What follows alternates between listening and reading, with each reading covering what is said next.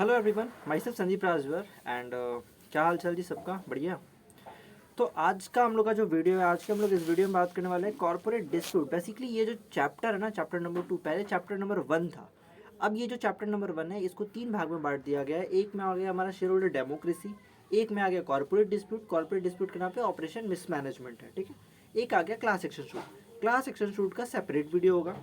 अब इस chapter number 2 के अंदर भी हम लोग 2 पार्ट करके पढ़ेंगे। एक तो आ जाएगा हमारा ओम का चैप्टर, ओम का सेक्शन जितना है ऑपरेशन मिसमैनेजमेंट का।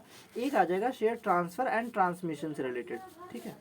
2 पार्ट में पढ़ेंगे, तो इसका इस चैप्टर का 2 वीडियो अपलोड होगा, ठीक है।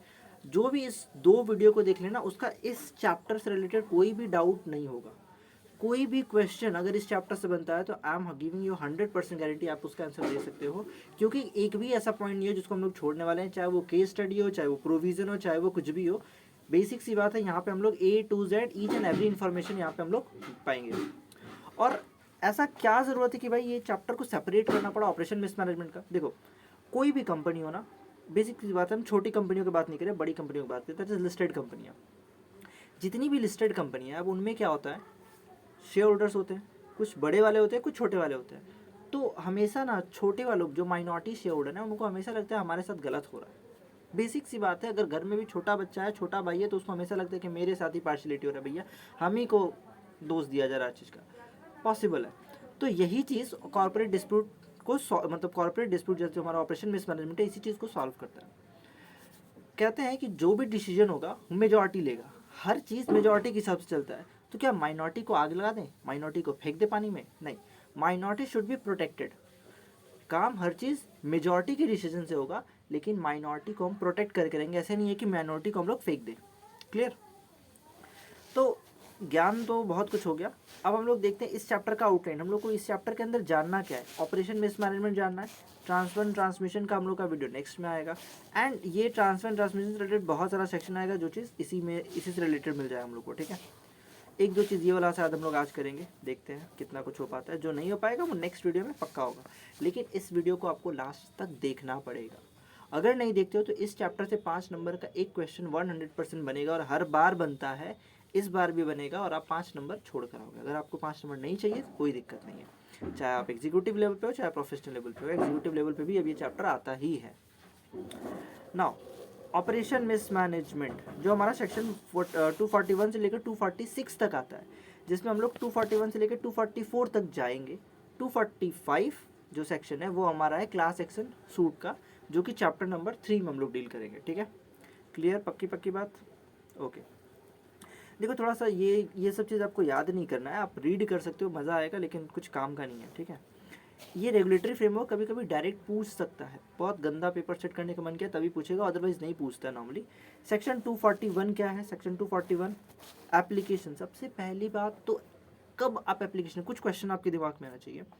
अगर आप माइनॉरिटी हैं, छोटे लोग, छोटे शेयर होल्डर्स हैं, अब क्या होगा, कब एप्लीकेशन करेंगे, ठीक है। कब एप्लीकेशन, पहला तो ये क्वेश्चन है कि कब वो चीज़ ऑपरेशन होगा। और ऑपरेशन का स्पेलिंग पहले देख लो यार, कोई ऑपरेशन मत लिख के आ जाना एग्जाम में। ऑपरेस्ट करना होता है, किसी के हक को छीनना इज अ ऑपरेशन, ठीक है। और ऐसा नहीं ये वो पेट फाड़ने वाला जो डॉक्टर ऑपरेशन करता है ना, चीड़ फाड़ करने वाला, वो ऑपरेशन नहीं। एग्जाम में ऑपरेशन का स्पेलिंग मत लिख के आ जाना, फिर एग्जामिनर भी ऑपरेशन करके अपने वाले मार्क्स देगा, ठीक है। लास्ट में बोलेगा आई एम सॉरी, हम नहीं बचा पाए, जो भी हो। तो सेक्शन 241 के अंदर क्या बोला गया है कि आप कब एप्लीकेशन कर सकते हो। उससे पहले एक दिमाग में क्वेश्चन आएगा, क्यों एप्लीकेशन करें भाई, क्यों एप्लीकेशन करें, या फिर कौन से ग्राउंड पे एप्लीकेशन करें, कब हम कौन कौन सा चीज़ हो गया तो हम एप्लीकेशन कर सकते हैं, कौन सा चीज़ पे एप्लीकेशन नहीं कर सकते हैं। ये सब कुछ केस स्टडी बेस दिया हुआ है, ठीक है। अगर जब हम लोग एप्लीकेशन करते हैं तो एनसीएलटी क्या ऑर्डर देगा भाई, एप्लीकेशन किसको कर रहा है, एनसीएलटी को कर रहा है। एनसीएलटी को जब एप्लीकेशन करेंगे या फिर उसको कंप्लेंट करेंगे तो वो क्या रिलीफ देगा, क्या उसके पास पावर्स क्या होंगे, पहला। दूसरा क्वेश्चन, ये वाला जो पॉइंट है ना कहीं इसी पॉइंट का कंटिन्यूएशन है। क्योंकि क्या है ना, एक पावर होता है एनसीएलटी के पास कि अगर डायरेक्टर लोग ऑपरेशन कर रहा है, ऑपरेशन मिसमैनेजमेंट का काम, गंदा काम डायरेक्टर लोग कर रहा है, तो उनके पोस्ट से, उनके डायरेक्टरशिप से हटा दो, ठीक है। अब अगर हटा रहे हैं किसी डायरेक्टर को, तो उसको कंपनसेशन चाहिए। वो तो बोलेगा कि मेरा 5 साल का टेन्योर था, हमको 2 साल के बाद हटाया जा रहा है, हमको कंपनसेशन चाहिए, ठीक है। उसके एग्रीमेंट में भी कंपनसेशन लिखा हुआ है, उसके बावजूद 243 के अंदर एनसीएलटी बोलेगा कि कोई कंपनसेशन नहीं मिलेगा। एक तो तुम चोरी चमारी करते हो, ऊपर से कंपनसेशन मांगने आते हो, शर्म नहीं आती? ये बात एनसीएलटी बोलेगा, हम नहीं। 244 में कितने लोग एक साथ अप्लाई करेंगे? क्या हम अकेले रिलायंस का एक शेयर खरीद के अप्लाई कर सकता हूँ? फिर तो भाई हम रोज मुकेश अंबानी को रोज पकड़ के लाऊंगा कि चल भाई एनसीएलटी, हम तुम्हारे अगेंस्ट केस कर रहे हैं, ऑपरेशन मिसमैनेजमेंट का, ओम का, जो भी है। तो कितने लोग केस करेंगे, मिनिमम कितने होने चाहिए, ठीक है। तो ये हमारा सेक्शन 244 है। 245 क्लास सेक्शन शूट है, ये हम लोग का अगला वीडियो में आएगा, पूरा डिटेल रहेगा A to Z। अगर इस वीडियो को पूरा देखते हो तो कोई डाउट नहीं होगी, गारंटी। अगर डाउट होती है तो आप कमेंट करो, मेरा नंबर डिस्क्रिप्शन में रहेगा, आप मेरे को व्हाट्सअप करो, कोई प्रॉब्लम नहीं है, ठीक है। रूल्स में बहुत ज़्यादा कुछ डरने का नहीं है, रूल्स पे प्रोसीजरल होते हैं कि कौन सा फॉर्म यूज़ करना है, कि क्या नाम है, कि कौन साइन करेगा, एक्सेट्रा। बहुत बेसिक चीज़ें होंगे, कुछ ज़्यादा टफ नहीं होगा। आपको विड्रॉ करना है तो कैसे करेंगे, बहुत बेसिक चीज़ रहेगी, बहुत टफ नहीं होगा रूल्स। कुछ रूल्स इंपॉर्टेंट है, वो पढ़ेंगे हम लोग। चलो ऑपरेशन मिसमैनेजमेंट देखते हैं। ऑपरेशन का स्पेलिंग याद रखना, कभी भी एग्जाम में लिखते समय ऑपरेशन प्लीज़ गलत मत लिख के आना, पेट छीड़ने वाला ऑपरेशन मत कर देना। सबसे पहले सेक्शन में आते हैं, थोड़ा सा नीचे आइए बुक में। सबसे पहले आपको पहुंचना होगा, अगर ये वाला पीडीएफ भी आपको मिल जाएगा आराम से, डिस्क्रिप्शन में एक लिंक रहेगा, उस पर आप क्लिक करेंगे तो फिर आपको डाउनलोड करने के लिए गूगल ड्राइव का लिंक मिल जाएगा। राइट, नीचे आइए। सेक्शन 241, आपके पास जो भी बुक होगा आप ओपन कर सकते हैं, कंटेंट सेम रहेगा, क्योंकि एक्ट किसी का नहीं होता है, एक्ट एक ही है जो हमारा पार्लियामेंट बना के दे दिया है, बस वही एक्ट है। सब लोग अपने अपने स्टाइल से उसको मॉडिफाई करके रखे हैं, और किसी का खुद का एक्ट नहीं होता, ठीक है। तो मेरे पास भी जो कंटेंट मिलेगा आपको, किसी भी टीचर के किसी भी जगह पे यही कंटेंट मिलने वाला है, कंटेंट कोई चेंज नहीं हो जाएगा, ठीक है। तो पहला क्या बोला गया, application to the tribunal for relief in class of operation. Operation वगैरह चीज़ हो रहा है तो कब एप्लीकेशन करें आप? Any member. कौन एप्लीकेशन कर सकता है भाई? Any member. वर्ड मेंबर पे क्यों फोकस दे रहा है ना, क्योंकि अगर आप मेंबर नहीं है ना तो आप एप्लीकेशन नहीं कर सकते, ओके। मान लो आप एक कस्टमर हो, ठीक है, एक कस्टमर हो, मतलब उसका एक प्रोडक्ट खरीदते हो, क्या आप क्लास ऑपरेशन का केस कर सकते हैं क्या? नहीं, you are not a member. जब तक आप कंपनी के मेंबर नहीं है, आप ऑपरेशन मिसमैनेजमेंट का केस नहीं कर सकते, सिंपल। तो कौन कंप्लेन कर सकता है? मेंबर कंप्लेन कर सकता है। अब ये कंप्लेंट वर्ड पे भी मेरा फोकस जाएगा, ऐसा क्यों? क्योंकि जब भी मैं लोग ट्राइब्यूनल या फिर कोर्ट के पास जब भी जाके कुछ बोलते हैं ना तो उसको कंप्लेंट बोलते हैं। नॉर्मली पुलिस के पास क्या होता है, जब कुछ भी इंटीमेट करते हैं, कुछ भी बताते हैं तो वो एफआईआर में जाता है, फर्स्ट इन्फॉर्मेशन रिपोर्ट एफआईआर जाता है। बट जब भी मजिस्ट्रेट के सामने कुछ भी ओरली या फिर रिटर्न बताते हैं तो हम लोग बोलते हैं कंप्लेन। तो जब भी वर्ड लिखेंगे कंप्लेन, एंड दूसरा है मेंबर। दो वर्ड याद रहेगा कि एनी मेंबर, ठीक है। अब ये एनी को भी ना अभी हम लोग डिफाइन करेंगे। एनी मतलब कितना मेंबर, एनी मतलब कितना 244 में बताया गया है कि कितना ठो मेंबर एक साथ एप्लीकेशन कर सकता है, क्लियर। तो हम लोग शब्द को पकड़ लिए, एनी मेंबर मीन्स कितना मेंबर, ठीक है, और मेंबर होना चाहिए। अब मेंबर होने चाहिए मतलब कितने, कौन मेंबर होगा, देखो यहाँ लिखा हुआ है मेंबर सेक्शन 2 सबसेक्शन 55 में डिफाइन किया हुआ है कि मेंबर का मतलब वो बंदा, 3 टाइप के लोग मेंबर हो सकते हैं। कौन कौन? एक बंदा जो मेमोरेंडम को सब्सक्राइब किया हुआ है, ठीक है, और वो मेंबर बना है। दूसरा, जो रिटर्न में लिख के दिया है कि हाँ हाँ मैं आपकी कंपनी का मेंबर रहूँगा, और उसका नाम मेंबर में है, उसका नाम मेंबर का जो रजिस्टर है उसमें लिखा हुआ है, वो मेंबर है, ठीक है। और तीसरा, every person holding share in the company, जो भी बंदा कंपनी का शेयर होल्ड करके रखा हुआ है, ठीक है, and whose name entered beneficial owner in the record of depository. Share hold करके रखा है, ये तो हम समझ में आ गया। इस पॉइंट का मतलब क्या है? बेसिकली आज की सिचुएशन में क्या होता है, कंपनियां अपने शेयर को एनएसडीएल या सीडीएसएल को दे देती है, राइट। डिपॉजिटरीज है ना एनएसडीएल सीडीएसएल। तो कंपनी क्या की, कंपनी ये है, ये एनएसडीएल सीडीएसएल है, इनमें से किसी को शेयर दे दी, ठीक है। अब एनएसडीएल और CDSL is the member. Company के बुक में कौन होगा? NSDL 1 lakh share, CDSL 2 lakh share, company के पास तो ये रिकॉर्ड होगा। अब एनएसडीएल का शेयर, एनएसडीएल से शेयर हम लोग लेके बैठे हुए हैं, राइट। तो who is the member? NSDL and CDSL. And beneficiary कौन है? हम। तो इस केस में बोला गया कि अगर कोई बेनिफिशियल ओनर भी है ना तो he is also treated as a member, and वो भी एप्लीकेशन कर सकता है। बस यही बोला गया, पॉइंट नंबर 3, ठीक है। तो आपको याद रखना है कि भाई बेनिफिशियल ओनर भी कर सकता है, जिसका नाम मेंबर रजिस्टर ऑफ मेंबर में लिखा है वो कर सकता है, और जो सब्सक्राइब किया मेमोरेंडम को ऑफ द कंपनी वो मेंबर है, क्लियर। तो एप्लीकेशन कौन करेगा? देखो बहुत बेसिक में जाके बहुत डिटेल में बता रहा हूँ, अगर वीडियो फास्ट या फिर स्लो मूव करोगे तो काम तुम्हारा अटकेगा। तो एप्लीकेशन कौन करेगा? मेंबर करेगा। सर समझ गया सर, कितना बार बताओगे एप्लीकेशन मेंबर करेगा, इन्हीं को आप बताओगे कितना लोग करेगा। मेंबर कर रहा है और कंप्लेन कर रहा है, और मेंबर कौन होता है ये भी आप क्लियर कर चुके हो, वेरी गुड। आगे बढ़ते हैं। कंप्लेन तो करूँगा, लेकिन कब करूँगा भाई? कंप्लेन करूँगा, कब करूँगा? कब करूँगे के लिए कुछ पॉइंट आएंगे, 2 पॉइंट ए एंड बी। अब देखो ए में बोलता है ना कि क्या हो रहा है, कंपनी का अफेयर्स, कंपनी का जो अफेयर्स है ना बहुत गंदा है, बहुत गंदा अफेयर्स है कंपनी का।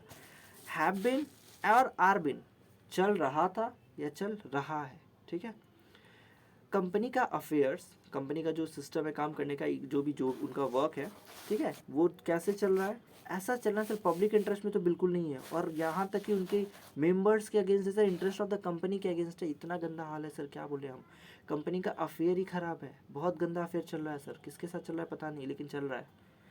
तो कंपनी का अफेयर्स ऐसा चल रहा है ना कि कंपनी का इंटरेस्ट के अगेंस्ट चल रहा है, उनके मेंबर्स के अगेंस्ट चल रहा है। ओके, ये ऑपरेशन है, ठीक है। तो पहला ग्राउंड क्या है? Affair of the company have been or are being conducted in the manner prejudicial to the public interest, ठीक है, पब्लिक इंटरेस्ट के अगेंस्ट चल रहा है।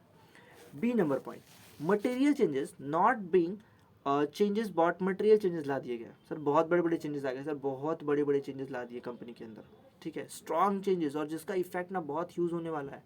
इतना गंदा चेंजेस ला दिया कि इतना गंदा चेंजेस कि हम क्या बताएं आपको, सिंपल। तो 2 ग्राउंड हमको मिल गया, पहला मिल गया कि कंपनी का अफेयर खराब था, दूसरा मिल गया कि मटेरियल चेंजेस आ गए हैं, ठीक है। और वो किसी के इंटरेस्ट में नहीं सर, चाहे वो क्रेडिटर हो, डिवेंचर होल्डर हो, क्लास ऑफ शेयर होल्डर्स हो, कोई भी बंदा हो, किसी के इंटरेस्ट में नहीं है। या फिर देखो एकदम is likely that the affair of a company will be conducted in the principle in the interest of the member or any other class of member. Company का अफेयर ऐसा चल रहा है ना कि कोई क्लास ऑफ मेंबर्स के अगेंस्ट जा रहा है, एकदम बहुत हालत ख़राब है। तो 2 चीज़ हो गया, 2 ग्राउंड पे कोई भी मेंबर एप्लीकेशन कर सकता है। वो 2 ग्राउंड कौन कौन से? पहला ग्राउंड है कि भैया कंपनी का अफेयर्स ऑफ जो कंपनी है have been or are been conducted in the manner prejudicial to the interest of the members or company, ठीक है। नेक्स्ट, पब्लिक इंटरेस्ट में नहीं है। दूसरा है मटेरियल चेंजेस। अब ये मटेरियल चेंजेस वर्ड आपके पास, आपके दिमाग में आने चाहिए। 2 ग्राउंड था यार, कौन सा ground? 1 number ground affairs of the company, दूसरा मटेरियल चेंजेस। ये 2 पॉइंट एकदम दिमाग में से छप जाने चाहिए, ठीक है। तो मेंबर कर सकता है, क्या कर सकता है? कंप्लेन कर सकता है। मेंबर कौन है? जान गए, 3 लोग मेंबर होते हैं भैया। मेमोरेंडम सब्सक्राइब किया हुआ है, रिटर्न में लिया है कि हाँ हम आपके मेंबर है, और उसका नाम रजिस्टर में भी लिखा हुआ है। तीसरा बेनिफिशियल ओनर, क्लियर। अब आगे बढ़ते हैं। यहाँ पे बोला गया कि भैया 244 के अंदर के लोग अप्लाई कर सकते हैं, जितने नंबर ऑफ लोग आएंगे उतने ही लोग अप्लाई कर सकते हैं मिनिमम। ये 244 है, अभी हम लोग देखेंगे, लेकिन थोड़ा सा वेट करिए। अच्छा, अभी हम लोग क्या देखें? सर मेंबर अप्लाई कर सकते हैं, पका दियो बोल बोल के। आप मानता हूँ मैं, पका दिया, मेंबर मेंबर बोल बोल के। आओ अब हम लोग बोलेंगे कि सेंट्रल गवर्नमेंट भी अप्लाई कर सकता है। ई का मतलब है सेंट्रल गवर्नमेंट को अगर लगता है कि कंपनी का हालत बहुत गंदा चल रहा है, पब्लिक इंटरेस्ट में नहीं चल रहा है, किसी क्लास ऑफ मेंबर्स के अगेंस्ट चल रहा है, एकदम डिफ्रॉड करने के लिए चल रहा है, तो वो खुद ही ट्राइब्यूनल को एप्लीकेशन कंप्लेन कर सकता है कि भैया देखो इसके अंदर ऑपरेशन हो रहा है यहाँ पे, ठीक है, माइनॉरिटी के साथ गलत हो रहा है सर, यहाँ देख लो आप कुछ करना है। तो यहाँ पे क्या है, सेंट्रल गवर्नमेंट को अगर उस सेंट्रल गवर्नमेंट के ओपिनियन में लगे, अब ये ओपिनियन में लगे, सेंट्रल गवर्नमेंट को ऐसा कब फील होगा, उसके लिए 4 बातें हैं। सेंट्रल गवर्नमेंट का ओपिनियन कब आएगा ना, ये 4 बातें हैं। तो 2 लोग एप्लीकेशन कर सकते हैं ऑपरेशन का। एक तो मेंबर कर सकता है 2 ग्राउंड पे, सेंट्रल गवर्नमेंट कर सकता है 4 बात सोच के, ठीक है। आदमी 2 बार सोचता है, सरकार है सर, 4 बार तो सोचेगा। तो सेंट्रल गवर्नमेंट क्या कर सकता है, अगर उसके ओपिनियन में है कि कंपनी का अफेयर जो है ऐसा कंडक्ट हो रहा है ना कि सर एकदम पब्लिक इंटरेस्ट में नहीं है, ना ही उसके लोगों के इंटरेस्ट में, ठीक है। इस सिचुएशन में सेंट्रल गवर्नमेंट क्या करे, आप देखो कौन कौन से ग्राउंड है, क्या क्या चीज़ वो देखेगा। गिल्टी ऑफ फ्रॉड मिसफिजेंस, कोई भी जो लोग कंपनी को चला रहे हैं ना सर, वो लोग फ्रॉडस्टर है, फ्रॉड करके बैठे हैं। अब तुम्हारे दिमाग में गंदा सा क्वेश्चन आएगा कि सर कैसे पता चलेगा सरकार को कि हम फ्रॉड कर रहे हैं कंपनी में, कौन बताएगा? कि कंपनी का जो मतलब डायरेक्टर लोग हैं वो छोटा टाइप का लोग है, कैसे पता चलेगा? ADT 4 एक फॉर्म होता है जो ऑडिटर, चाहे वो CA हो, CS हो, CM हो, जो भी हो, 143 सेक्शन 12 के अंदर रिपोर्टिंग करते हैं ना। जब भी कोई मतलब फ्रॉड पकड़ाता है 1 करोड़ से ऊपर का, मोर देन 1 करोड़ का फ्रॉड आता है, तो ADT 4 के अंदर रिपोर्टिंग जाता है सेंट्रल गवर्नमेंट के पास। तो सेंट्रल गवर्नमेंट को पता चल गया भाई यहाँ तो एक बंदा हमको गड़बड़ मिल गया, पता चलेगा कि यार यहाँ के तो सारे चोर लोग निकले, ठीक है। दूसरा, business of the company has not been conducted and managed by such person in a sound business principle। जो नॉर्मल बिजनेस के सिद्धांत होते हैं ना भाई, सभी के भला करते हुए चलो, दोनों का म्यूचुअल ग्रोथ, जो उसके लोग कनेक्टेड पर्सन उनका भी ग्रोथ हो, सबका सैलरी भाई एम्प्लॉय को भी कुछ देना होगा, और अपना भी ग्रोथ हो, कंपनी का भी ग्रोथ हो, दोनों का म्यूचुअल प्रिंसिपल। ऐसा कुछ वहाँ सिस्टम ही नहीं है। सेंट्रल गवर्नमेंट देख रहा है, ये क्या मतलब है, जो बाबू है वही कमा रहा है, सिर्फ रोज कमा रहा है, लेकिन जो वहाँ का मतलब एम्प्लॉय है, मेंबर्स है, एकदम खून चूस चूस के पी जा रहा है। तो ये सब क्या हो गया, इस सिचुएशन में सेंट्रल गवर्नमेंट का ओपिनियन आएगा, अरे यार इसके ऊपर तो ऑपरेशन चल रहा है। तीसरा नंबर, सी नंबर पॉइंट क्या है, लाइकली और कॉज सीरियस इंजरी। कंपनी का अफेयर्स ऐसा चला ना कि जिसका इफेक्ट हुआ नहीं है या फिर हो सकता है, ठीक है, likely to cause serious injury, बहुत बड़ा इंजरी हो सकता है। कहाँ पे, इस पूरे के पूरे इंडस्ट्रीज पे, इस पूरे के पूरे ट्रेड पे। ये इतना गंदा तरीके से बिजनेस कर रहा है कि अगर ये बिजनेस की वजह से ना पूरा इंडस्ट्री बर्बाद हो जाएगा, पूरा इंडस्ट्री बदनाम हो जाएगा। इतना बड़ा फ्रॉड करके बैठा हुआ है सर, ठीक है। जैसे सत्यम का कांड किया, पूरा चिट फंड पता चलेगा कि भाई एकदम चिट फंड सारा गंदा है। तो ऐसा गंदा काम करके बैठा हुआ है, ऐसा गंदा काम किया हुआ है, नॉट चिट फंड नॉट सत्यम जो भी है, तो ऐसा गंदा काम किया हुआ है कि भैया पूरा इंडस्ट्री बर्बाद हो जाएगा, पूरा इंडस्ट्री खराब हो जाएगा। इस सिचुएशन में भी सेंट्रल गवर्नमेंट को ओपिनियन आएगा कि भैया इसके ऊपर ओम का चीज़ चलाओ, ठीक है। कितना हुआ, 3 हुआ ना, चौथा लास्ट। क्रेडिटर्स और मेंबर और अदर पर्सन, इनको डिफ्रॉड करने के लिए आप बिजनेस चला रहे हो। आप बिजनेस क्यों चला रहे हो, प्रॉफिट करने के लिए नहीं, डिफ्रॉड करने के लिए। किसी का लूटने के लिए, किसी को फ्रॉड करने के लिए आप बिजनेस कर रहे हो, तो भैया ये गलत है ना। तो ये 4 ग्राउंड है जिसके ऊपर सेंट्रल गवर्नमेंट को ऐसा लगेगा कि हाँ यार इसके ऊपर एप्लीकेशन करना होगा, इसको मारना होगा, इसके ऊपर चेक करो, इसको चेक करो, ये बंदा ऑपरेशन कर रहा है लोग, ठीक है। अब एप्लीकेशन करेगा तो पावर्स हम लोग देखेंगे, एनसीएलटी के पास क्या क्या पावर है, उस कंप्लेंट के ऊपर क्या क्या एक्शन लेगा। तो अभी तक हम लोग 2 बात सीखे हैं, सिर्फ 2 बात। एक सीखा मेंबर, ठीक है, एप्लीकेशन कर सकता है 2 चीज़ के ऊपर। एक कंपनी का अफेयर गंदा था, ठीक है। दूसरा मटेरियल चेंजेस आ गए सर, किसी के इंटरेस्ट में नहीं है।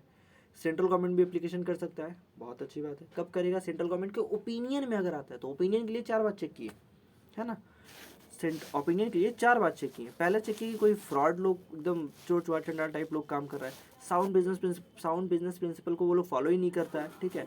वो लोग सीरियस इंजरी करेगा सर, पूरा ट्रेड बदनाम करके रख देगा, पूरा बिजनेस इंडस्ट्री खा जाएगा। वो लोग क्रेडिटर, मेंबर या फिर अदर पर्सन को फ्रॉड करने के लिए, फ्रॉडुलेंट मैनर से बिजनेस चला रहा है, सिर्फ और सिर्फ लूटने के लिए बिजनेस कर रहा है।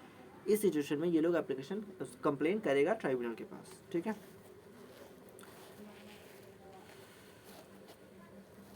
अब जो भी सेंट्रल गवर्नमेंट एप्लीकेशन करेगा ना, उसके अंदर वो सर्कमस्टांस जरूर बताएगा कि कौन से ग्राउंड पे हम एप्लीकेशन कर रहे हैं, कौन से ग्राउंड पे हम आपको कंप्लेन कर रहे हैं, किस चीज़ के बेसिस पे, कौन सा चीज़ आपके अंदर खोट है, तभी तो वो रिप्रेजेंट करेगा ना। नहीं हम अच्छे लोग हैं, अरे किसी को सजा दोगे, किसी के अगेंस्ट में केस करोगे तो बताओगे ना ये तुम गंदा काम किया हो, तो वही चीज़ है, ठीक है। और फिर सीपीसी के हिसाब से वेरीफाइड एंड साइन होगा, वही normal procedure, okay, nothing great. अब नेक्स्ट पॉइंट ऑफ अटैक आता है हमारा कि जब मेंबर अप्लाई, सेंट्रल गवर्नमेंट में तो कोई मेंबर का झमेला नहीं है, कितने लोग अप्लाई करेंगे कोई झमेला नहीं, सिर्फ और सिर्फ सेंट्रल गवर्नमेंट अकेला है। मेंबर्स के ऊपर एक सवाल आ रहा था कि कितने मेंबर, क्या हम रिलायंस का एक शेयर लेकर एप्लीकेशन कर सकते हैं, क्या हम रिलायंस का एक शेयर लेकर कर सकते हैं, रिलायंस का 10 शेयर लेकर कर सकते हैं, रिलायंस के 1000 शेयर लेकर कर सकते हैं, कितना शेयर्स होना चाहिए मेरे पास। तो आओ बच्चों आओ, तुम्हें दिखाया जाके हिंदुस्तान की सेक्शन 244, इसके अंदर बोलता है कि एलिजिबिलिटी क्राइटेरिया अंडर सेक्शन 244, कब आप एलिजिबल होंगे। आप मेंबर तो हो कंपनी के, हाँ। बोले सर सेक्शन 241 सब सेक्शन 1 के अंदर जो मेंबर शब्द है, हाँ वो मेंबर है। हम बोले बहुत अच्छी बात है। बोला हम जा रहा हूँ एप्लीकेशन कंप्लेन करने ट्राइब्यूनल के पास। बोला बहुत गंदी बात है, क्योंकि जब मेंबर तो आप हो, लेकिन कितने लोग होने चाहिए, कितने लोग का ग्रुप होना चाहिए एक साथ उस कंप्लेन को करने के लिए। देखो, अगर कंपनी के पास शेयर कैपिटल और कंपनी के पास शेयर कैपिटल नहीं है, अगर कंपनी के पास शेयर कैपिटल है तो 3 चीज़ देखना है, ठीक है। ये दोनों का एक ग्रुप, ये तीसरा अलग ग्रुप, ठीक है। 2 1 2 1। पहला कितना देखना है, 100, कितना लोग, 100 लोग, ठीक है। देखो 100।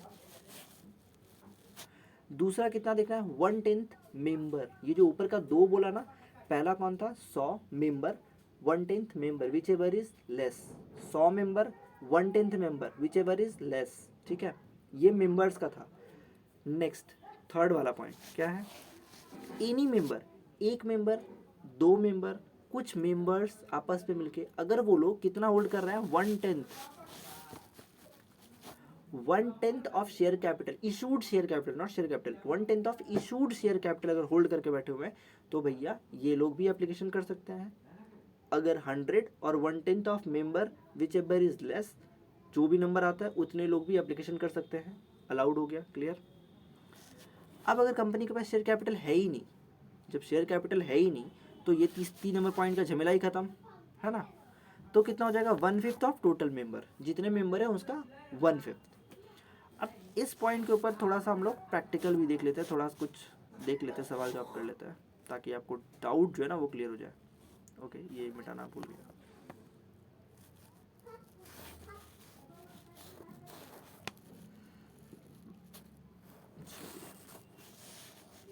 नाउ यहाँ पे देखो, example for calculation criteria under section 244। Calculation कैसे करेंगे कि आप 240 कितने लोग चाहिए 244 के अंदर, मतलब कितने लोग का मेंबर का जो ग्रुप होता है। अगर कंपनी के पास सपोज 500 मेंबर है, ठीक है, तो दो चीज़ आता है हमारे पास। पहले तो देखेंगे कम से कम 100 या फिर 1/10 ऑफ 500। यहाँ जूम करके दिखाता हूँ।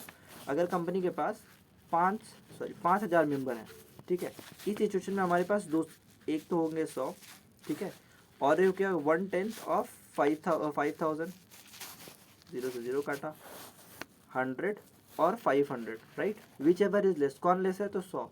तो 100 लोग चाहें तो एप्लीकेशन कर सकते हैं। देखो यहाँ साफ साफ लिखा हुआ है 100, क्लियर, इजी मैथ।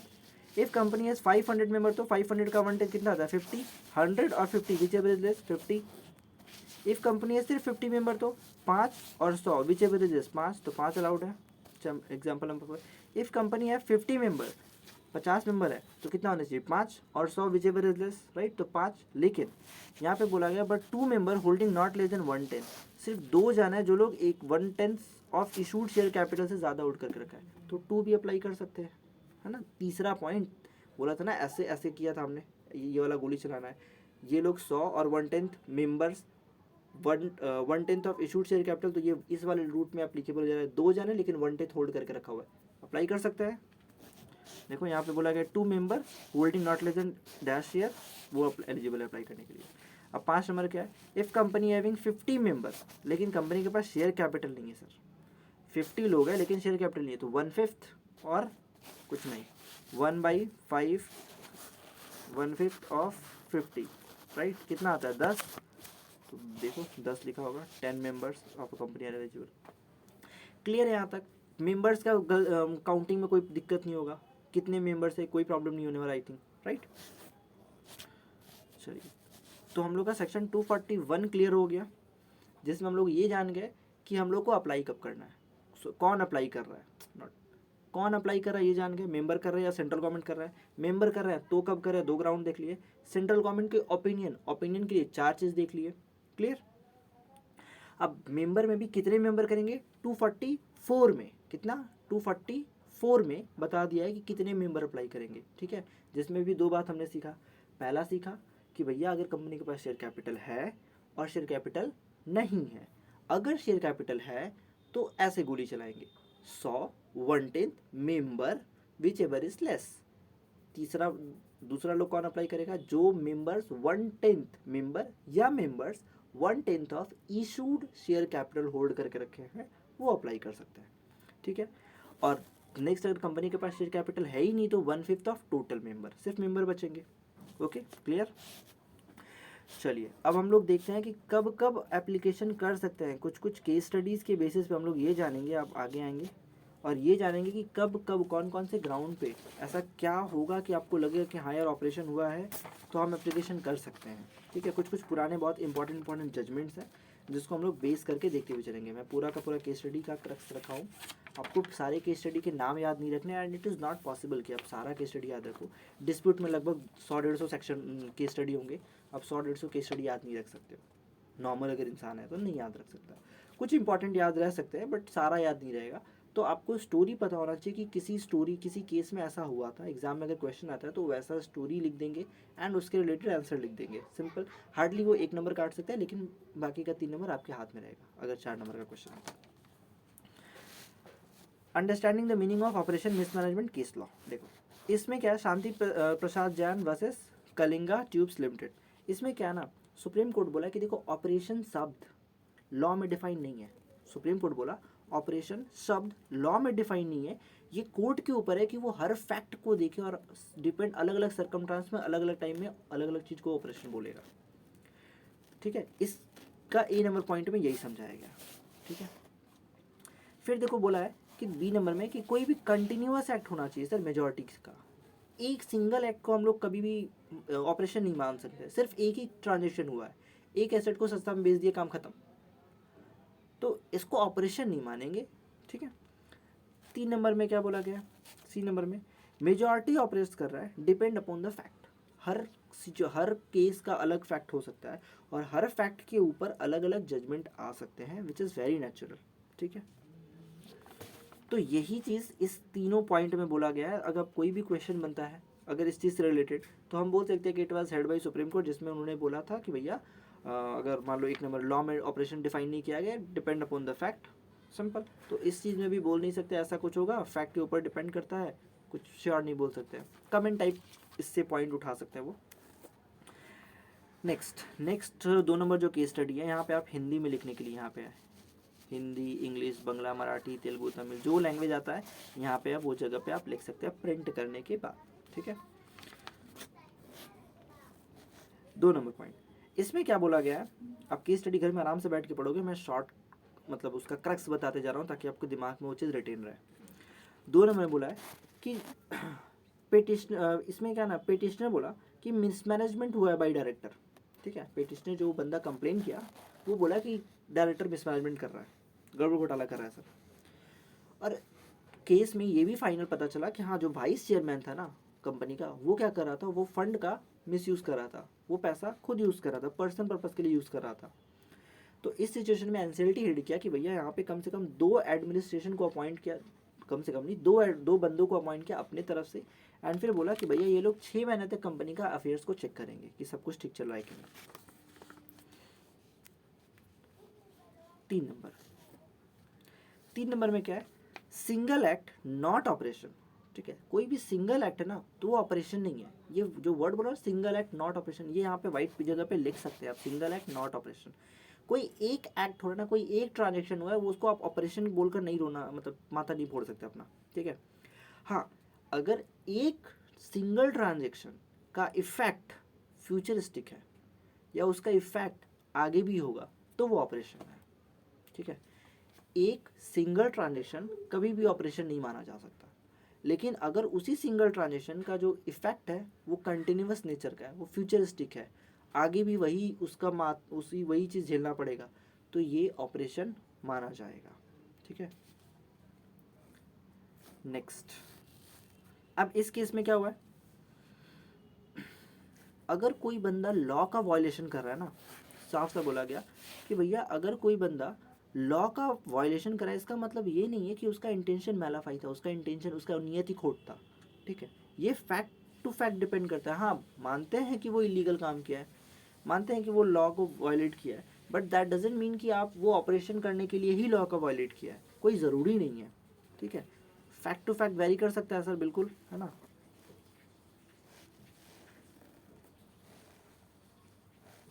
लेकिन यहाँ पे क्या, but a series of illegal act upon one another can it conduct. हाँ, लेकिन एक से ज़्यादा है, अगर बार बार सेम नेचर का ट्रांजेक्शन हो रहा है तो ये एक आपको लीड जरूर दे देगा कि भैया ये कुछ गंदा काम करना चाहता था। ठीक है, एक काम किया, कोई एक पर्टिकुलर मान लो ट्रांजेक्शन कर लिया, लेकिन जैसे SR पास किया लेकिन MDT 14 फाइल नहीं किया ROC के पास, तो ये वो मान लो कंप्लाई नहीं किया, इसका मतलब ये नहीं था कि वो ऑपरेस ही करना चाहता था। हो सकता है एक, लेकिन हर बार ट्रांजेक्शन करा है, MDT 14 नहीं फाइल करा है, तब आप बोल सकते हो कि भाई हर बार क्यों नहीं फाइल कर रहा है, तुम मजाक चल रहा है तुम्हारा। ठीक है, नेक्स्ट है नॉन डिक्लेरेशन ऑफ डिविडेंड। अगर डिविडेंड डिक्लेयर नहीं करते हैं तो क्या हम एनसीएलटी के पास जा सकते हैं कि सर ये ऑपरेशन हो रहा है। सबसे पहले तो यही मेरे को एक बात बताओ, डिविडेंड डिक्लेयर नहीं हो रहा है तो क्या सिर्फ माइनॉरिटी को नहीं दे रहे हैं या मेजॉरिटी माइनॉरिटी दोनों को नहीं दे रहे हैं। आंसर है कि किसी को नहीं दे रहे हैं। तो जब किसी को नहीं दे रहे हैं तो फिर कैसा ऑपरेशन, पैसा कंपनी का, हाँ कंपनी के पास पड़ा हुआ है, हाँ जब उसका मन करेगा दे देगा, सिंपल। मतलब दे देगा ना भाई, तुम्हारा ही पैसा है, तुम मेंबर है तो तुमको एक ना एक दिन देगा, जिस दिन देगा सबको बराबर देगा। हाँ, अगर वो बोलता है कि सिर्फ और सिर्फ मेजॉरिटी को डिविडेंड देंगे, दैट इज ऑपरेशन, ठीक है, तो ऑपरेशन मानेंगे। लेकिन डिविडेंड ही नहीं इशू किए हम इस साल, वो 5 साल तक डिविडेंड ही नहीं दिया, ऑपरेशन नहीं है सर। वो मैंने उनकी पॉलिसी है, उनका जो कुछ ना कुछ हो सकता है, पैसा बचा रहे होंगे कि नया फंड, नया प्रोजेक्ट लेंगे, ठीक है।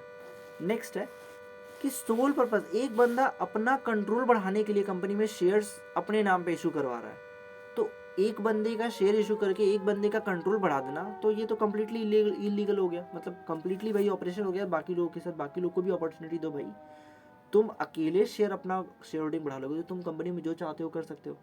तो इस चीज़ को रोकने के लिए भैया ये कम्प्लीटली ऑपरेशन का केस है, एंड यही डिसाइड हुआ था इस केस में, ठीक है। Next, non availability of records available नहीं है कंपनी के पास। तो रिकॉर्ड्स अवेलेबल नहीं, मान लो स्टैट्यूटरी रिकॉर्ड नहीं भी है कंपनी के पास, तो इसका मतलब ये नहीं है कि तुम वो ऑपरेशन करना चाहता है, ये मिसमैनेजमेंट हो गया यार। रिकॉर्ड नहीं रखा है, पेनल्टी लगेगा जो भी है, बट मिसमैनेजमेंट इट है। किसी भी सूरत में इसको हम लोग operation, no circumstance can be regarded as an operation, ये ऑपरेशन नहीं माना जाएगा, बल्कि ये क्या है, एक टाइप का मिसमैनेजमेंट है उनका। Non holding of meeting of board, अगर वो बोर्ड मीटिंग होल्ड ही नहीं कर रहा है, ठीक है, तो कॉमन सेंस से सोचो, बोर्ड मीटिंग होल्ड नहीं कर रहा है, हाँ, तो माइनॉरिटी को क्या दिक्कत है, क्या दिक्कत है, कुछ नहीं। क्या माइनॉरिटी बोर्ड में आके रिप्रेजेंट करता है, बोर्ड में आके बोलेगा माइनॉरिटी, जो माइनॉरिटी शेयर होल्डर्स को तो पहले बोर्ड मीटिंग अलाउड ही नहीं है घुसना, ठीक है। तो जब बोर्ड मीटिंग घुस ही नहीं सकते शेयर होल्डर, तो फिर क्या दिक्कत है भैया, अगर नहीं कंडक्ट करे तो पेनल्टी लगेगा, सबका पैसा साथ में जाएगा, तुम्हारा अकेले का पैसा थोड़ा जा रहा है। तो ये ऑफकोर्स बिल्कुल सी जाहिर सी बात है, कोई भी केस में ये कोई ऑपरेशन का केस नहीं है, बल्कि नॉट अमाउंट टू ऑपरेशन, कोई ऑपरेशन का केस नहीं बनता है, ठीक है। सिंपल सी बात है, यहाँ पे माइनॉरिटी को कोई भी किसी भी मेंबर्स को अलाउड ही नहीं है बोर्ड मीटिंग में जाने का, तो फिर क्या फ़र्क पड़ता है। Filing of unaudited balance sheet, अब अनऑडिटेड बैलेंस शीट फाइल करना हो तुम्हारा, एक तरह से ये वाला वो वाला केस हो गया, तुम्हारा इंटेंशन हम गंदा मान सकते हैं कि भैया तुम क्यों अनऑडिटेड फाइल कर रहे थे, तुम्हारा दिमाग में कुछ तो खोट चल रहा था, तुम जरूर गंदा चीज़ दिमाग में लेके चल रहे थे, ठीक है। सो राइट, तो ये एक तरह का मिसकंडक्ट मान सकते हैं, मिसमैनेजमेंट, मिसकंडक्ट बोल सकते हैं, ज़्यादा बेटर होगा। So it's a kind of misconduct है, ऑपरेशन नहीं है उनका, ठीक है। 9 नंबर, कोई छोटा एक्ट, माइनर एक्ट होगा, ठीक है, minor act of mismanagement however are not to be regarded as operation. छोटा सा कोई एक्ट किया है, बहुत छोटा सा एक्ट यार, एक ट्रांजेक्शन या छोटू चीज़ कर दी है, तो ऑपरेशन का केस लेके चलेंगे, नहीं ऐसा नहीं होता। छोटा चीज़ के लिए अगर कंपनी को तुम परेशान करोगे तो कंपनी चलेगी कैसे। तो माइनर केसेस के लिए ना आप ऑपरेशन का केस नहीं कर सकते एट ऑल, ठीक है। Small act is not a mismanagement, sorry not an operation, ठीक है। Small act of mismanagement is not an operation, छोटा सा कोई एक्ट है जो उससे मिसमैनेजमेंट हुआ है, वो ऑपरेशन नहीं है, याद रखना। नेक्स्ट, इस केस में क्या हुआ था कि क्या हुआ ना कि कंपनी एक ट्रांसपोर्ट कंपनी है, स्टोरी सुनो, कंपनी एक ट्रांसपोर्ट कंपनी है, और ट्रांसपोर्ट कंपनी क्या करी है ना, कंपनी एक ट्रांसपोर्ट कंपनी, और ट्रांसपोर्ट कंपनी होने के बाद उनके जो बसेस है ना, उसमें कोई चेकिंग फेकिंग नहीं होता है, जो आता है चढ़ता है, सारा दिन बस चलता है। तो इसमें ये लोग बोला कि सर ऐसा तो लॉस हो रहा है हमारा, अगर लोग बिना टिकट प्रॉपर चेकिंग नहीं होता है, ठीक है। और फिर बोला कि यार बस भी सस्ते में बेच दिए तुम, राइट। तो इस सिचुएशन में ये एनसीएलटी था, सुप्रीम कोर्ट था, जो भी था, यहाँ है आई थिंक, ये 1962 का केस है, तो सुप्रीम कोर्ट ही होगा, राइट। सुप्रीम कोर्ट है, 1962 का केस है, ऑब्वियस सी बात है।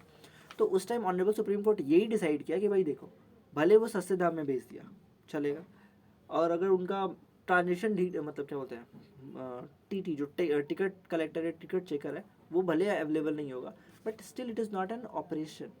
हाँ, मानते हैं उनका मैनेजमेंट ठीक नहीं है, हो सकता है उनकी मैनेजमेंट पॉलिसी होगी कि भैया अभी अट्रैक्ट करो, बाद में पैसा ज़्यादा चार्ज करेंगे, उनका जो भी इच्छा हो, जो भी उनका प्लानिंग हो, प्लानिंग के ऊपर क्या नाम है, कोर्ट कभी नहीं अंदर, कंपनी के अंदर नहीं घुसता है, ठीक है, कि उनका क्या प्लानिंग है, क्या स्ट्रैटेजी है, वो सब चीज़ के उससे उनको मैटर नहीं है, उनको बस ये देखना है कि भैया ऑपरेशन हो रहा है कि नहीं। पैसा अगर डूब रहा है तो किसका डूब रहा है, मेजॉरिटी प्लस माइनॉरिटी दोनों का डूब रहा है, राइट। डायरेक्टर भी तो मेंबर है, उसका भी तो पैसा लगा है, उसका भी तो डूब रहा है, राइट। तो सिर्फ और सिर्फ जहाँ माइनॉरिटी का राइट को छीना जा रहा है ना, बस वहीं पे हम लोग बोलेंगे कि ऑपरेशन हुआ है। Next,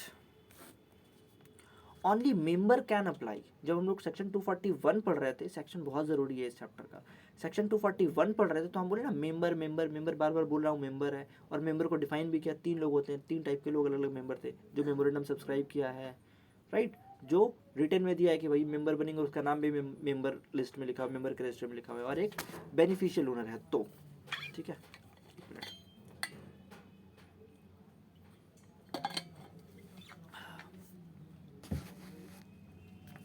only member can apply. अगर कोई डायरेक्टर है तो क्या अप्लाई नहीं कर सकता? अगर वो मेंबर है तो जरूर कर सकता है।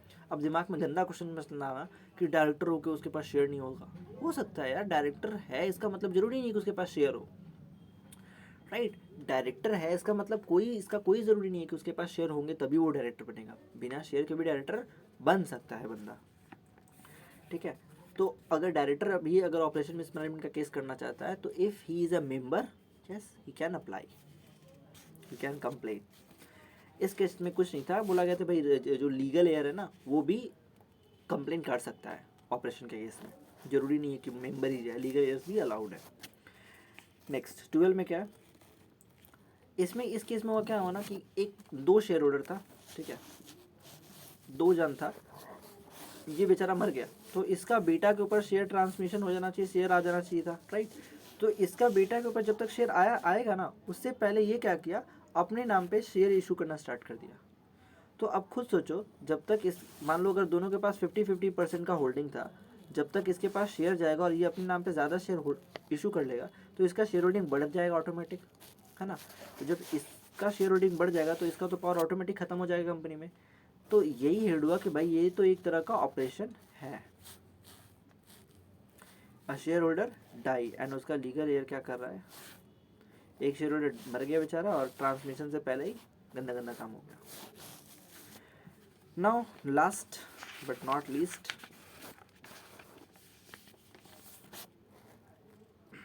Five minute car wash service. ये 1966 का केस है। प्रैक्टिकली आई डोंट थिंक कि अब ये पॉसिबल होगा, क्योंकि कंपनीज एक्ट 2013 में बहुत चेंजेस आ चुके हैं। 1956 का जो एक्ट था उसमें बहुत सारे लूपहोल्स थे, वो सारे हटाए गए हैं 2013 वाले एक्ट के अंदर। तो अब 2013 इस एक्ट के में और उस एक्ट के अंदर में बहुत कुछ चेंजेस है। अभी ये वाला जब स्टोरी हम बताएंगे ना तो तुमको लगेगा यार अब तो ऐसा पॉसिबल नहीं है, मानता हूँ पॉसिबल नहीं है, बट सुप्रीम कोर्ट का जजमेंट है तो पढ़ना पड़ेगा। सुन लो इसमें क्या हुआ कि ऑन ये हेल्ड हुआ कि सिर्फ और ज़रूरी नहीं है कि सिर्फ और सिर्फ मेजॉरिटी ही माइनॉरिटी के ऊपर ऑपरेशन का काम करेगा। कभी कभी माइनॉरिटी भी इतना दुष्ट होता है ना कि मेजॉरिटी के ऊपर मेजॉरिटी का बैंड बजा देता है। इजी एग्जांपल में, ज़रूरी नहीं कि बड़ा भाई ही छोटे भाई का बैंड बजाए, हो सकता है छोटा भाई ईंटें चला कर मारना स्टार्ट कर दे, एनीथिंग इज़ पॉसिबल ना। तो यही बोला गया कि भैया माइनॉरिटी है ना वो भी परेशान कर सकता है।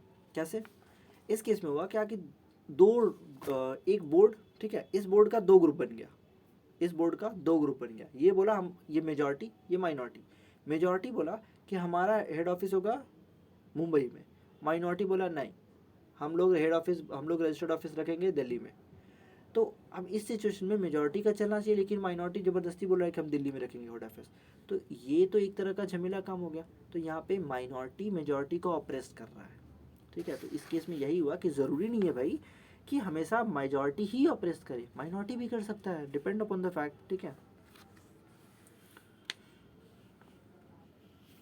अगर कोर्ट को लगता है, एनसीएलटी को लगता है, ऑनरेबल एनसीएलटी को लगता है कि भैया माइनॉरिटी ऑपरेस कर रहा है, मेजॉरिटी ऑपरेस हो रहा है इस एक्ट से, तो वो केस को सुनेगा। वो 241 के अंदर जो भी केसेस थे ना, जो एप्लीकेशन थे ना, उनको एक्सेप्ट करेगा, उनको उस कंप्लेन को एक्सेप्ट कर सकता है। तो अभी तक जितने भी केसेस हमने देखे हैं, अच्छा और चाह रहे हैं क्या, टी ब्रोकर वाला केस है ना, ओके। इसमें क्या बोला गया ना कि कोई सिंगल एक्ट है ना, नहीं मानेंगे, कोई सिंगल एक्ट कोई ऑपरेशन नहीं होता है, लेकिन उसका अगर इफेक्ट कंटिन्यूस होगा, फ्यूचरिस्टिक होगा, मानेंगे वो ऑपरेशन है। और इस सिचुएशन में 241 के अंदर एप्लीकेशन एक्सेप्ट किया जाएगा और उसके ऊपर सुनवाई चलेगी आगे। Next question number, case study number 15, अगर शॉर्ट ड्यूरेशन के लिए भी ऑपरेशन है तो भी ऑपरेशन होगा। मतलब 2-4 ट्रांजेक्शन ही करेंगे सर, बस थोड़ा सा लूट के भाग जाएंगे, ऑपरेशन है। 2-4 बार भी लूटोगे ना तो ऑपरेशन है। कंटिन्यूस हो गया ना, सिंगल ट्रांजेक्शन अलाउ नहीं कर रहा है, लेकिन कंटिन्यूस ट्रांजेक्शन में 2 ट्रांजेक्शन भी कंटिन्यूस हो गया तो ये भी ऑपरेशन, आप पहले स्टे ऑर्डर लगवा सकते हैं। नेक्स्ट है कोई पुराना पाप को लेकर ना आप नहीं जा सकते। मतलब इस केस में होगा ना, बोला कि भाई पुराना पाप किया हमने, हम उसके ऊपर हम चाहते हैं ऑपरेशन का केस करें। अरे आपकी वो तो पुराना पाप हो चुका, जो आगे हो रहा है या होने वाला है उसको रोको, पुराना पाप बीत चुका है, आप बर्दाश्त कर लिया, आगे बर्दाश्त करो। ठीक है, तो यहाँ तक क्लियर हो गया। मज़ा आया? मज़ा तो नहीं आया होगा, आना तो चाहिए। अगर पढ़ाई मतलब फोकस के साथ सुने हो तो इस चैप्टर को समझने में डाउट नहीं होगा, प्रॉब्लम नहीं होगा। अगर फिर भी डाउट है तो नंबर जिंदाबाद मैं यहाँ भी लिख देता हूँ 581472 9038581472 व्हाट्सएप नंबर है, जब भी चाहो व्हाट्सएप कर सकते हैं आप। ठीक है, जो भी आपका इशू है वो यहाँ से सॉल्व हो जाएगा। नेक्स्ट, अभी हम लोग का ये वाला हम लोग 241 देख चुके हैं। ये तो यहाँ से देखो ना, पूरा गंदा करके आगे बढ़े हैं। 241 देख चुके हैं हम लोग। अच्छा, ये कुछ यहाँ पे पॉइंट वाइज क्वेश्चन है, कुछ यूनिक क्वेश्चन है। रुको मैं बताता चलता हूँ फटाफट, ज़्यादा कुछ नहीं है, छोटा छोटा चीज़ है। With share holder is eligible to make an application under this section. क्या शेयर होल्डर एलिजिबल है? तो बिल्कुल हाँ, बिल्कुल एलिजिबल है सर। वर्ड यूज़ किया गया मेंबर। शेयर होल्डर जो सेक्शन में 241 में वर्ड यूज़ किया गया है member, but not share holder. लेकिन हम लोग जनरली जानते हैं कि जो बंदा का नाम जो भी बंदा शेयर होल्ड करके रखा हुआ है वो मेंबर है। तो फिर भैया सिंपल सी बात है, person who is holding share not entered as a member of register of a company is not eligible.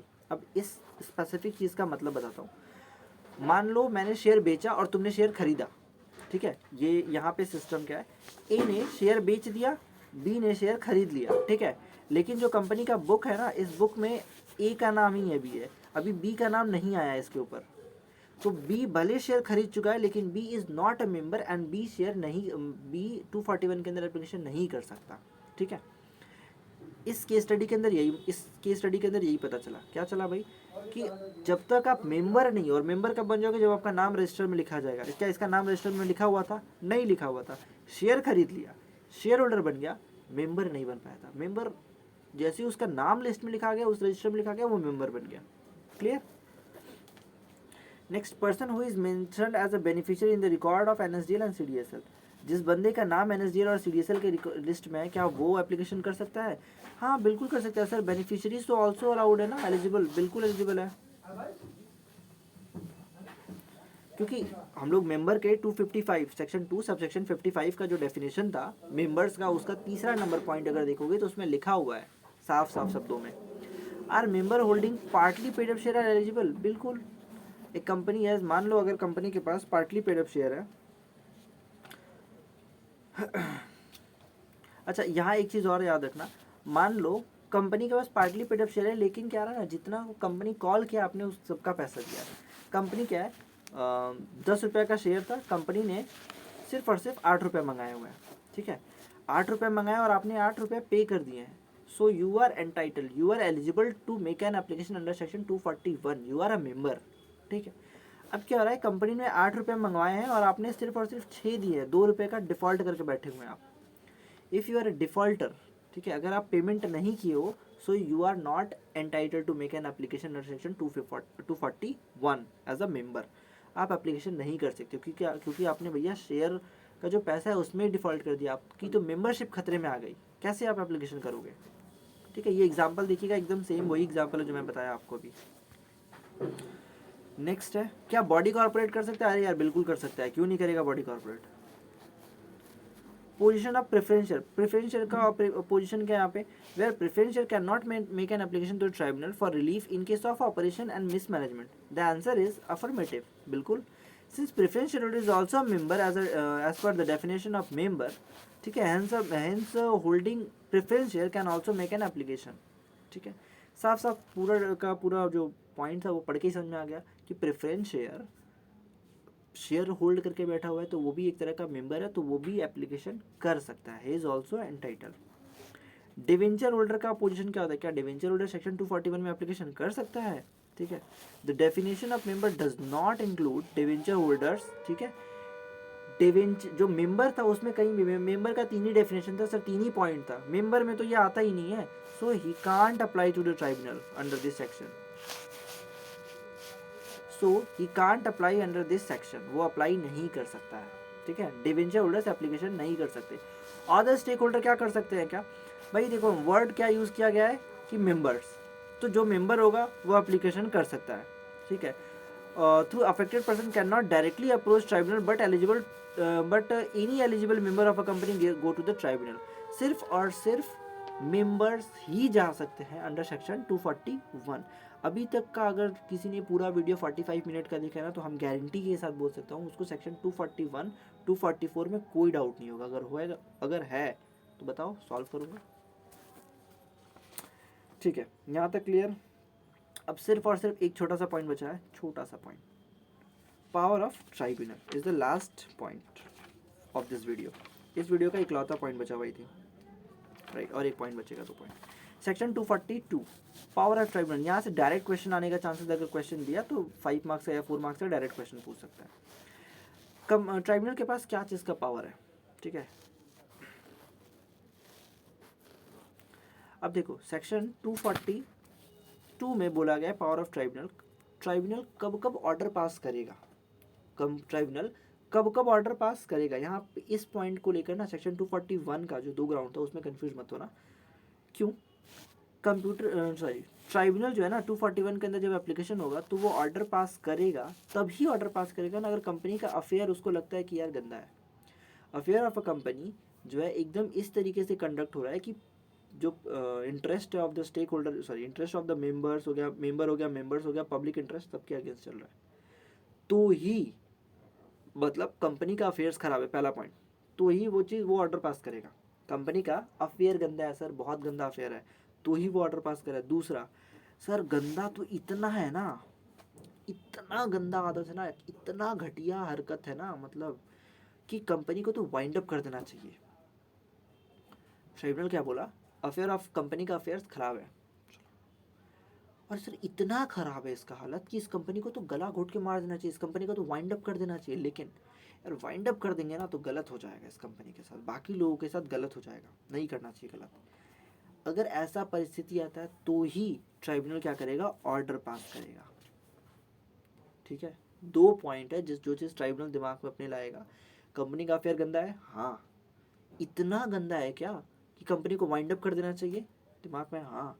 Company का जो सिस्टम है, कंपनी का जो अफेयर्स ऑफ कंपनी इतना गंदा चल रहा है कि कंपनी को वाइंड अप कर दो सर, मार डालो कंपनी को।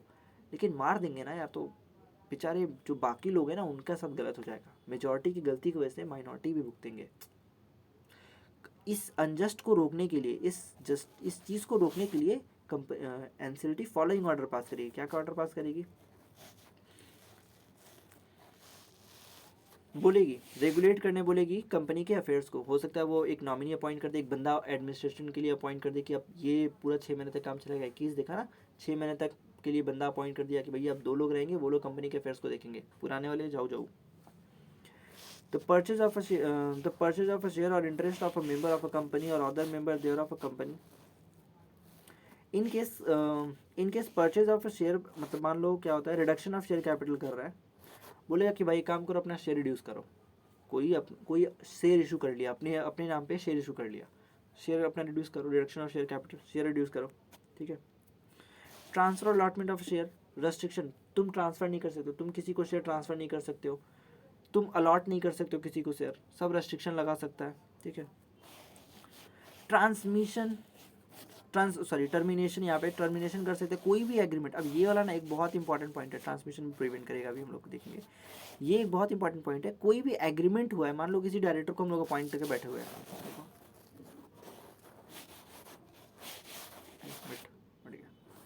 मान लो कोई डायरेक्टर को अपॉइंट करके बैठे हुए हैं, ठीक है, उसको हम 5 साल के लिए अपॉइंट किए हुए हैं और वो 5 साल के क्या है, 2 साल के बाद ही बहुत गंदा गंदा काम करने लगा। इस सिचुएशन में ना एनसीएलटी क्या बोलेगा पता है, निकल, पहली फुर्सत में निकल, कोई ज़रूरत नहीं तेरी यहाँ पे। मतलब उसको चुपचाप भगा दिया जाएगा कि भैया आपको यहाँ रहने का ज़रूरत नहीं है। अब जब भगा रहे हैं तो उस सिचुएशन में क्या होगा, नेक्स्ट सेक्शन बताएगा, यहाँ हम बता दे रहा हूँ। उस सिचुएशन में बोलेगा कि तुमको यहाँ रहने का ज़रूरत नहीं है, तुम निकलो। वो बोलेगा कि सर पहले निकाल रहे हो तो कंपनसेशन दोगे क्या, एनसीएलटी जूता खोल के मारेगा, कोई कंपनसेशन नहीं है। एक तो तुम चोरी चमारी करते हो, ऊपर से कंपनसेशन मांगते हो, शर्म नहीं आता, ठीक है। या फिर सेट असाइड कर सकता है, मॉडिफाई कर सकता है कोई भी एग्रीमेंट, ठीक है, किसी और बंदे के साथ हुआ है, सेट असाइड कर सकता है, मॉडिफाई कर सकता है, टर्मिनेट कर सकता है कोई भी एग्रीमेंट जो कि एमडी के साथ हुआ हो, उसके डायरेक्टर के साथ हुआ हो, केएमपी के साथ हुआ हो, जो भी है, ठीक है। हाँ, ये टर्मिनेशन करेगा लेकिन पहले नोटिस देगा प्रॉपर, और आपको भी, उस बंदे को भी अपॉर्चुनिटी देगा, बता भाई बोल बोल भौंक ले, क्या क्या बोलना चाहता है, जो बोलना चाहता है बोल, एक बार सुन लूँगा। अगर तुम्हारा रिप्रेजेंटेशन ठीक लगा तो कोई बात नहीं, गंदा लगा भगा देंगे, ठीक है। बोलेगा कि भैया आप कोई ट्रांसफ़र गुड्स, कोई कुछ भी पेमेंट एग्जीक्यूशन सब कुछ रोक सकता है, बहुत पावर है वैसे तो, सब कुछ रोक सकता है, भगा सकता है एमडी को, निकल भाग यहाँ से, एकदम एमडी निकल जाना मेरी नज़रों के सामने से, ठीक है। कोई अनड्यू गेन अगर एमडी लेकर बैठा हुआ है, कंपनी का एसेट बेच के पैसा कमा के बैठा है, बोलेंगे रिकवर कर, चल चल चल पैसा वापस निकाल, सारा पैसा निकाल, ठीक है। जो भी है इम्पोज कर सकता है कुछ, जो भी खर्चा वगैरह डिफरेंट जो भी उसको ठीक लगे। तो बेसिक 19 सॉरी एम तक पॉइंट यहाँ पे दिया हुआ है, आपको 4-5 कम से कम याद रहने चाहिए, दैट इज सफिशिएंट। 5 से 6 याद कर लो, बहुत है, ठीक है, और बहुत टफ भी नहीं है। सर्टिफाइड कॉपी ऑफ ऑर्डर, जो भी ट्राइब्यूनल के पास से ऑर्डर आएगा ना, ट्राइब्यूनल जो भी ऑर्डर पास करेगा इसको 30 दिन के अंदर आरओसी के पास भेजना पड़ता है, विद इन 30 डे। 30 दिन के अंदर जो भी ऑर्डर है आरओसी को बताना पड़ेगा, विद इन 30 डेज रजिस्ट्रार को बताना पड़ेगा। द ट्राइब्यूनल में ऑन एप्लीकेशन, ट्राइब्यूनल एप्लीकेशन पे इंट्रीम ऑर्डर ही पास कर सकता है। इंट्रीम मतलब प्रिवेंट वगैरह होता है ना, कि भाई आप ये काम नहीं कर सकते हो, ट्रांजेक्शन रोक सकता है, तो ये सब भी एप्लीकेशन, ये सब भी ऑर्डर पास कर सकता है। एंड लास्ट में हम लोग सीधा पहुंचेंगे अब,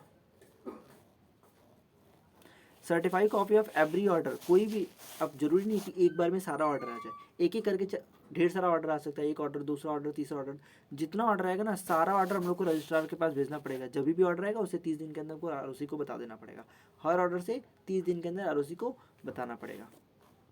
अगर कंपनी ये चीज़ बताने में घोटाला करती है तो भैया बहुत लंबा लंबा फाइन है, लंबा लंबा पेनल्टी है, पढ़ते रहिए, सोते रहिए।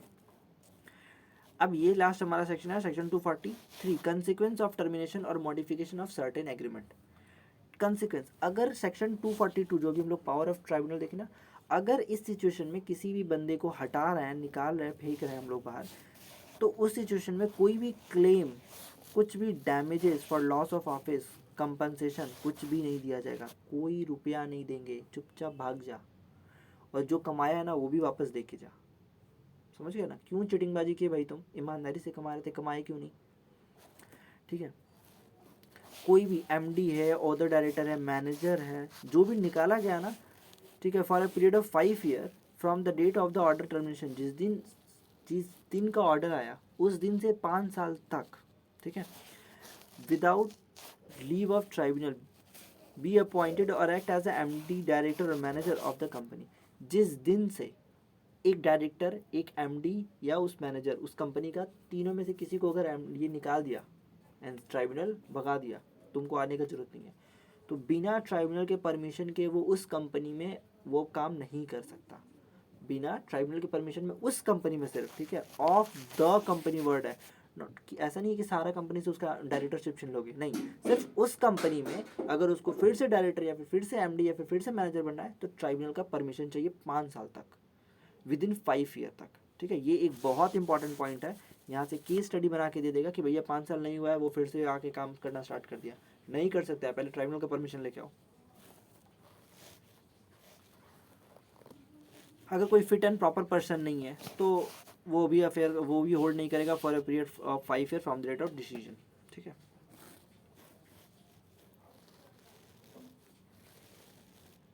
अच्छा, सेंट्रल गवर्नमेंट के पास भी पावर है, वो ट्राइब्यूनल से अब ये लेकर, ठीक है, परमिट कर सकता है किसी भी बंदे को कि भैया आप होल्ड कर लो office after 5 year, after 5 year, not पहले, आफ्टर 5 ईयर। 5 साल से पहले तो आपको ट्राइब्यूनल का परमिशन चाहिए, 5 साल के बाद का क्या, उसके बाद का ये है, ठीक है। अगर कोई आवाज़ सुनाई दे रहा है तो प्लीज़ अवॉइड, यहाँ ऐसा बजते रहता है, यहाँ क्या थोड़ा मिलकर खाना वगैरह ना, तो उनका आवाज़ होता है, वो टाइमली बुलाते हैं अपने एम्प्लॉय को, ठीक है। तो ये हमारा पॉइंट नंबर ये भी है, और इसमें कुछ है नहीं। अगर जानबूझ के कोई बंदा ऐसा काम करे ना, उसको पता है कि भैया हाँ हमको निकाल दिया गया, उसके बाद भी वो एमडी, डायरेक्टर, मैनेजर बना हुआ है ना, तो उसको एकदम फाइन वाइन लगा के एकदम जेल में डाल देंगे, ठीक है। और कोई भी ऑर्डर पास करने से पहले भाई रीजनेबल अपॉर्चुनिटी तो हम लोग हर किसी को देते हैं, क्योंकि नेचुरल जस्टिस बोलता है ना कि भैया हर किसी को बोलने का मौका दो, किसी को भी ऐसी सज़ा मत दे दो, उसको बोलने का उसका हक है, उसको अपना रिप्रेजेंट करने दो, फिर उसको सज़ा देंगे।